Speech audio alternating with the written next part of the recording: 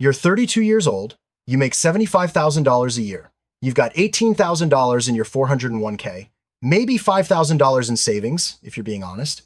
And you're sitting there at 2 a.m. scrolling through Instagram, watching people your age buy houses, start businesses, and somehow afford vacations to Bali. And you're thinking, what am I doing wrong? You read the books, you listen to the podcasts, you're doing everything you're supposed to do.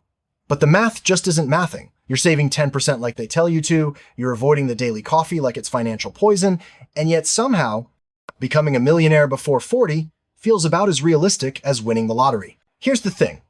You're not crazy. The advice you've been following, it's not necessarily wrong, it's just catastrophically incomplete. My name is Tom, and I spend way too much time thinking about why some people build wealth effortlessly while others work just as hard and stay broke their entire lives. If you're someone who's tired of generic financial advice that doesn't actually move the needle, make sure to hit that subscribe button and give this video a thumbs up if this helps you out. So here's what I did. I spent the last 18 months analyzing the financial patterns of 1,000 millionaires who hit that 7-figure mark before they turned 40. Not celebrities, not trust fund kids, not crypto bros who got lucky. I'm talking about regular people who started with regular jobs and regular salaries. Dentists, software engineers, middle managers, small business owners, real estate agents, people who 20 years ago were sitting exactly where you're sitting right now. And look, I went into this expecting to find 10 things, maybe 15 different strategies. You know, the usual suspects. Invest in index funds, start a side hustle, live below your means.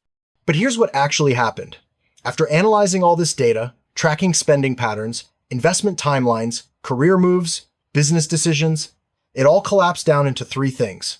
Just 3. And every single person who became a millionaire before 40 did all 3 of them. Not 1 or 2, all 3. Now, you might be thinking, oh great, another video about saving money and investing the difference. And I get it, you've heard this before, but I promise you, what I'm about to show you is different. Because the first thing these millionaires did, it's something that's going to make you uncomfortable. It made me uncomfortable when I first saw the data. Here it is. Thing number 1, they all stopped trading time for money before age 35. Now hold on. Before you click away thinking this is some passive income fantasy, let me explain what this actually means, because this is where most financial advice completely misses the point. When I say they stopped trading time for money, I don't mean they quit their jobs and bought rental properties. I don't mean they all became entrepreneurs or influencers or day traders. Here's what I mean. At some point before 35, every single one of these millionaires created a situation where their income was no longer directly tied to the number of hours they worked that week. Let me give you a concrete example. I talked to a woman named Sarah. She's a physical therapist. In 2015, she was 29 years old, making $68,000 a year. Standard job, hourly rate. She works 40 hours, she gets paid for 40 hours. She works 50 hours, she gets paid for 50 hours. Classic time for money trade. By 2018, 3 years later, she was making $240,000 a year. By 2023, at age 37, she hit her first million in net worth. And here's the crazy part. She was working fewer hours in 2023 than she was in 2015. So what changed? Here's what she did.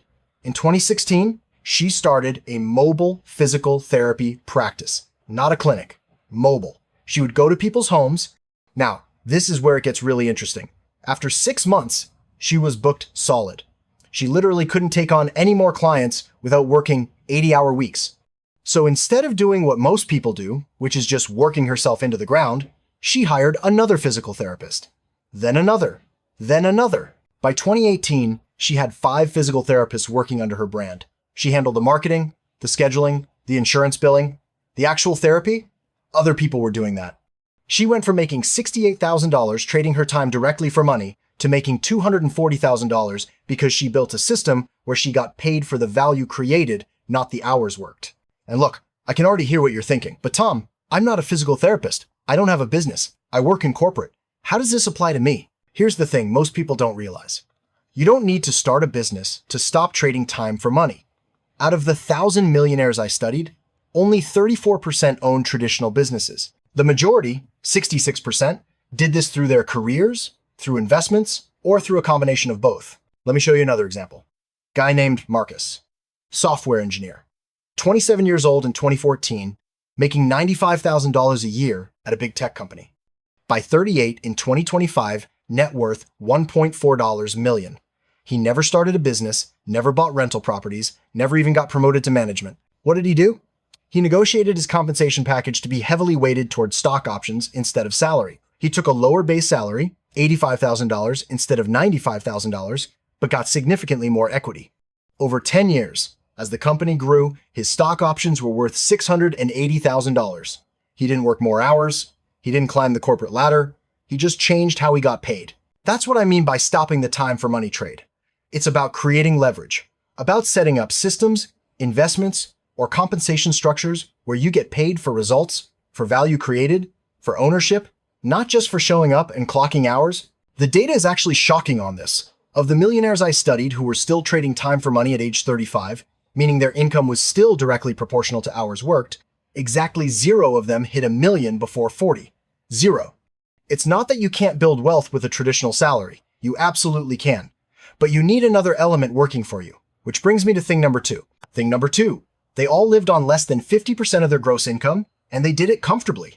Now, I know what you just thought. 50%? That's impossible. My rent alone is 40% of my take-home. How am I supposed to live on half my gross income? This is exactly the reaction I had when I first saw this pattern. Because we're not talking about gross income after taxes. We're talking about gross. So if you make $100,000 a year, after taxes, you might have $75,000.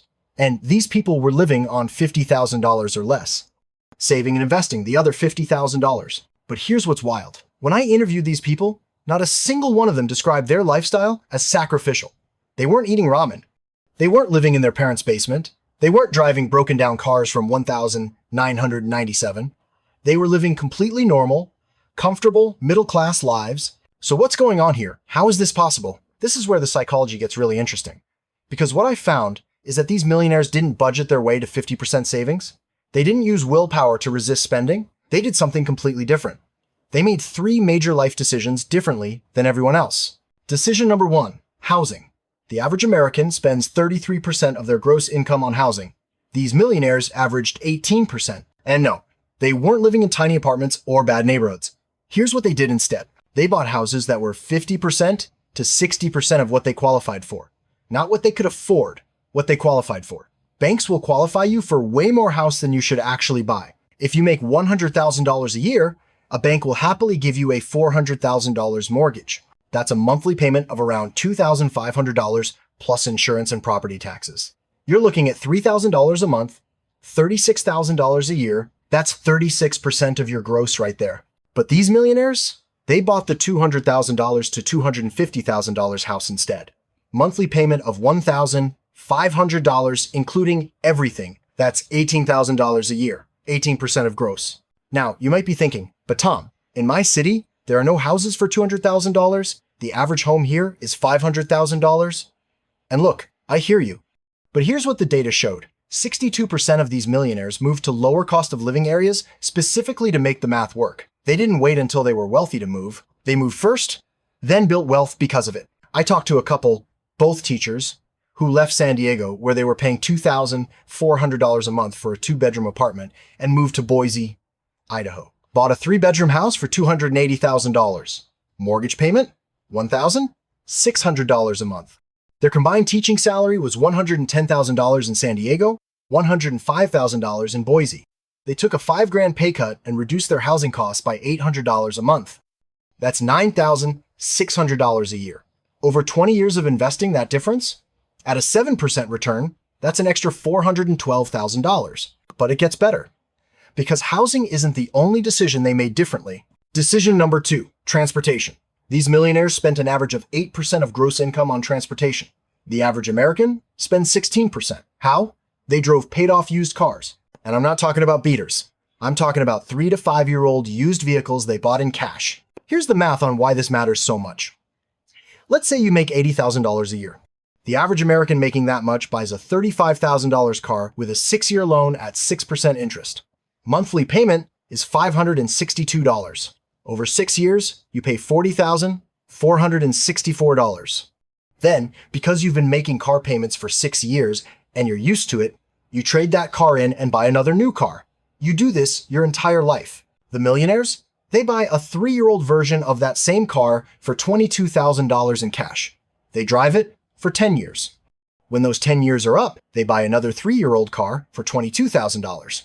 Over 30 years, the payment plan person spends $202,320 on cars. The cash person spends $66,000. The difference is $136,320. Invested at 7%, that's worth over $340,000 at retirement. This is what most people don't realize. It's not about the monthly payment fitting in your budget. It's about the opportunity cost of that money over decades. Decision number 3, and this is the one that surprised me the most. Food. Not restaurants, food. These millionaires spent about the same as everyone else on restaurants and entertainment, but their grocery bills were 30% lower. Why? They weren't buying organic kale and grass-fed everything. They were shopping at Costco, buying in bulk, meal prepping, and not wasting food. Look, I know this doesn't sound sexy. You didn't click on this video to hear about meal prep, but here's why it matters. The average American family spends $800 a month on groceries. These millionaires average $560. That's $240 a month, $2,880 a year. Over 25 years at 7%, that's $186,000. Do you see what's happening here?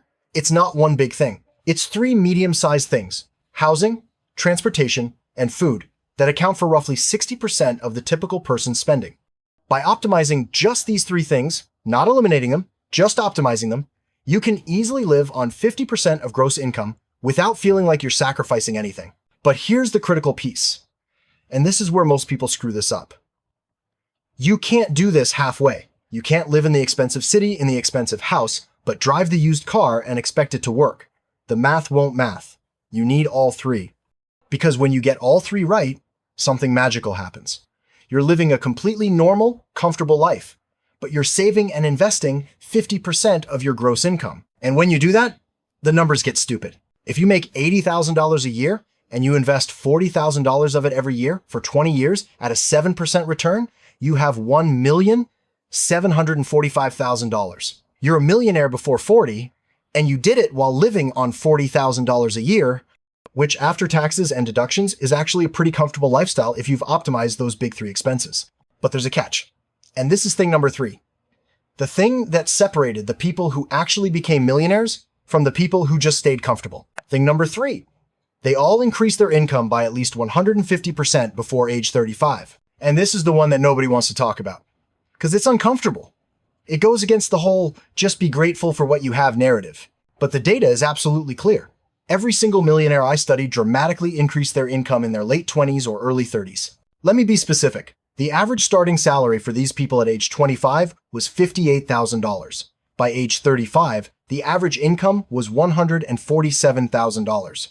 That's a 153% increase. And this wasn't gradual. The typical pattern was a big jump, sometimes multiple big jumps. Now, here's where this gets interesting from a psychological perspective. Because when I asked these people how they increased their income, do you know what the most common answer was? It wasn't, I worked really hard, or I got good performance reviews. The most common answer, from 73% of them, was I left my job. This is the uncomfortable truth about career growth that nobody tells you when you're starting out. The fastest way to increase your income is to change companies. Not always, but usually. Here's the math. Let's say you start at a company making $60,000. Each year, you get a 3% raise if you're average, maybe 5% if you're a top performer. After 5 years of 5% raises, you're making $76,577. That's a $16,577 increase over 5 years. But if you switch companies after 2 or 3 years, you can typically negotiate a 15% to 25% increase, sometimes more. So after 3 years at $60,000 with 5% raises, you're making $69,457. You switch companies and negotiate $82,000. That's an 18% jump. Then you stay there for 3 years, getting those 5% raises. Now you're at $94,961. Then you switch again, negotiate $110,000. You see what's happening? By strategically changing companies twice in 8 years instead of staying at one company, you go from $60,000 to $110,000 instead of $60,000 to $88,668. That's a difference of $21,332 per year. Over the next 20 years, if you invest that difference, that's over $900,000. But here's the thing that's really going to frustrate you. You deserve those raises. You're not doing anything unethical by switching companies. The problem is that companies have no incentive to give meaningful raises to people who are already doing the job well. Why would they pay you $90,000 when you're already doing great work for $70,000?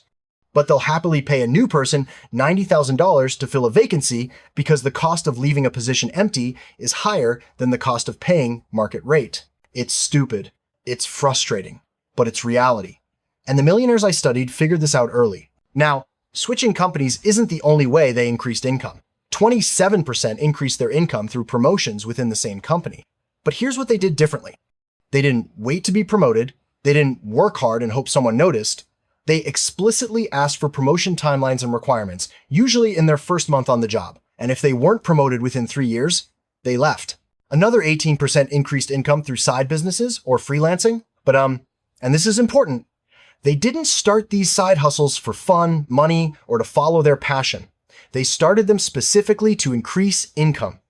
And here's the key. They treated them like businesses, not hobbies. Let me tell you about James. In 2016, he was 28, working as a graphic designer, making $54,000.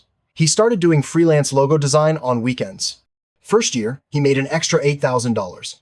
Most people would stop there. Hey, that's nice beer money. Not James. He took that $8,000 and invested it back into the business. He bought better software, took online courses, hired a virtual assistant to handle invoicing and client communication. By year 2, he was making $24,000 from freelancing. Year 3, $52,000. At that point, his side income exceeded his day job, so he quit and went full-time freelance. By 35, he was making $160,000 a year. But here's what made the difference. He didn't treat it like a hobby. He had a business plan. He tracked his hourly rate. He fired low-paying clients. He raised his rates annually. He systematized everything he could. That's the difference between a side hustle that makes you a couple $1,000s and one that changes your financial trajectory. Okay, so let me recap where we are. Thing 1, stop trading time for money. Thing 2, live on less than 50% of gross income. Thing 3, increase your income by at least 150% before 35. Now, here's what you're probably thinking. Tom, this sounds great in theory, but I'm 34 years old. I make $67,000. I live in an expensive city. I have student loans. I have a car payment. I have kids. How the hell am I supposed to do all 3 of these things? And look, I'm not going to lie to you.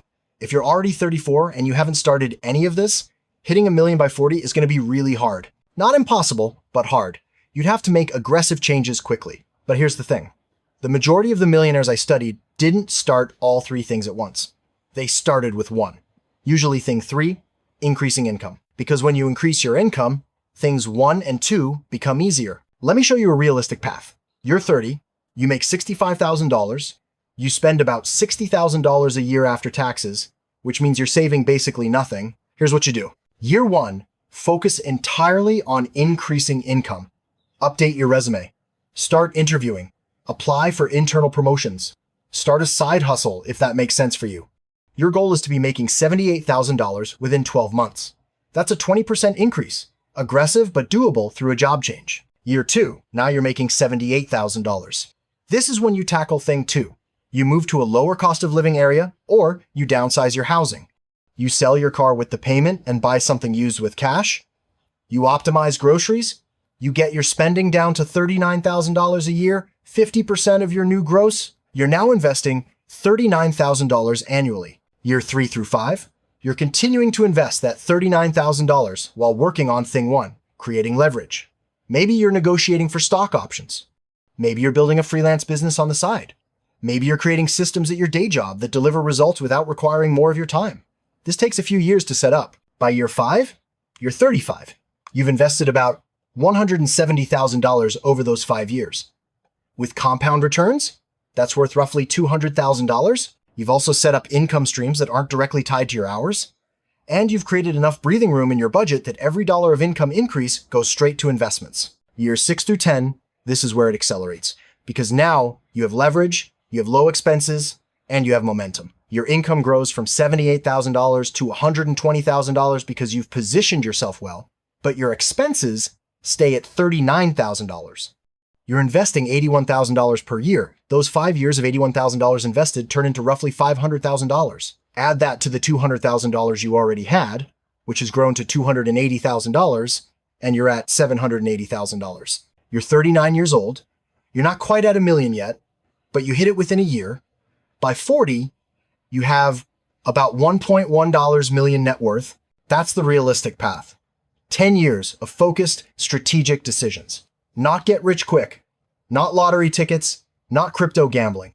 Just 3 principles executed consistently. But I want to address the elephant in the room, because some of you are sitting there thinking, this is all great, Tom, but what about bad luck? What about layoffs and recessions and medical emergencies and all the stuff you can't control? And you're right, life happens. Out of the 1,000 millionaires I studied, almost every single one had at least one major financial setback. Lost jobs, medical bills, divorces, failed businesses, bad investments. But here's what I noticed.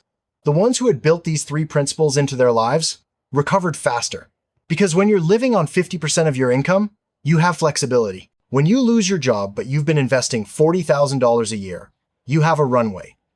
When you have income streams that aren't tied to one employer, you have options. The stability doesn't come from avoiding problems. It comes from building a financial life that can absorb problems without collapsing. Now, I want to talk about the thing that nobody discusses when they talk about building wealth: the psychological shift. Because here's what's interesting. When I asked these millionaires about the hardest part of their journey, do you know what the most common answer was? It wasn't the budgeting. It wasn't the side hustles.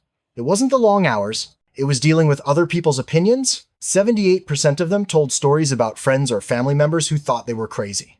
For moving to a cheaper city. For driving an old car when they could afford a new one. For not going on expensive vacations. For leaving a good job to start a business or switch careers. And here's the thing. Those people weren't wrong to question it. Because from the outside, the first 5 years of this path looks like you're going backward. You're moving away from the city. You're driving an older car. You're working more. You're saying no to stuff. Your friends are buying houses and cars and taking trips, and you're just aggressively investing in accounts they can't see. This is why most people don't do this. Not because it's hard, because it requires you to be okay with looking like you're behind for 5 to 7 years, so you can actually get ahead for the rest of your life. Let me tell you about Rachel. In 2014, she was 28, making $71,000 working in marketing in Chicago. All her friends were buying condos in trendy neighborhoods. She decided to move to Indianapolis, took a job making $68,000, bought a small house for $185,000. Her friends literally had an intervention. They thought she was having a mental breakdown. Why are you moving to Indiana? You're going backward in your career. Fast forward to today, Rachel is 38, net worth $1.3 million. Those same friends, they're still in Chicago, still paying off their condos, still stressed about money. They stopped calling her crazy around 2020 when she paid off her house. Now they ask her for advice. This is the psychological battle. You have to be willing to optimize for your future self instead of your current self's ego. And that's really hard when you're 30 and you feel like you should be demonstrating success. But here's what I've learned. And this is maybe the most important thing I can tell you. The people who look rich in their 30s are usually broke. And the people who look middle class in their 30s are often millionaires. Because actual wealth is invisible.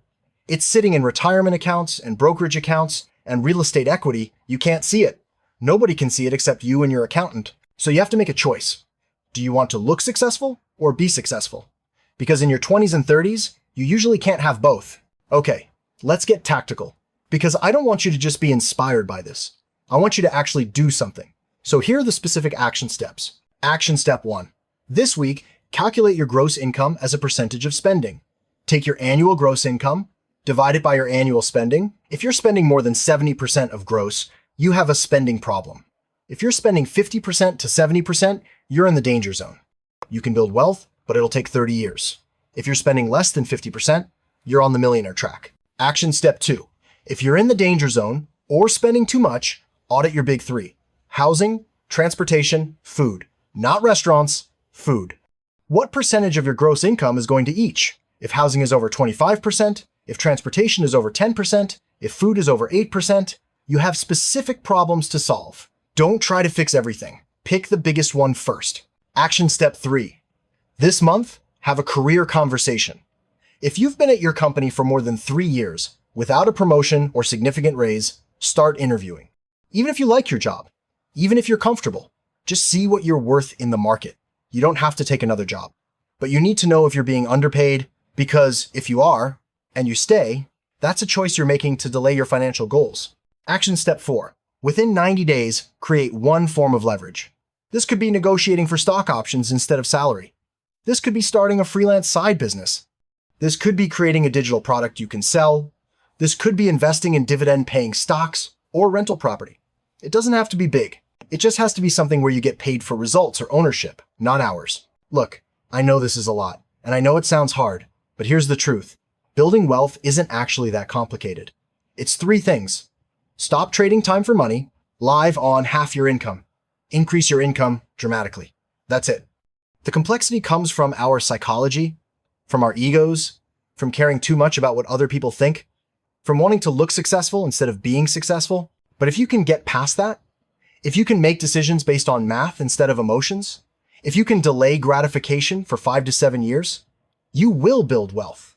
It's not a question of if, it's a question of when. And here's the final thing I'll say. Every single millionaire I talked to said the same thing. They all wished they'd started earlier. Not a single person said, man, I wish I'd spent more money in my 20s. Not one. They all said some version of, I wish I'd understood this at 25 instead of 30. You can't go back, but you can start now, today. Not next month when you get a raise, not next year when you pay off your car. Today. Calculate your numbers, audit your big 3, have the career conversation, create leverage, start. Because here's what most people don't realize. The difference between retiring with $400,000 and retiring with $4 million isn't working harder or being smarter or getting lucky. It's making different decisions in your 30s. That's it. Just different decisions in 1 decade of your life. You can do this. You absolutely can do this. It just requires you to stop doing what everyone else is doing and start doing what millionaires do. And now you know what that is. If this was helpful, make sure you're subscribed because I break down financial principles like this every single week. And if you want me to go deeper on any of these 3 things, drop a comment and let me know. I read every single one. Now go calculate your numbers. Seriously. Stop watching YouTube and go look at your actual spending, because that's where this starts. With the truth, and then with a decision to do something different. I'll see you in the next one.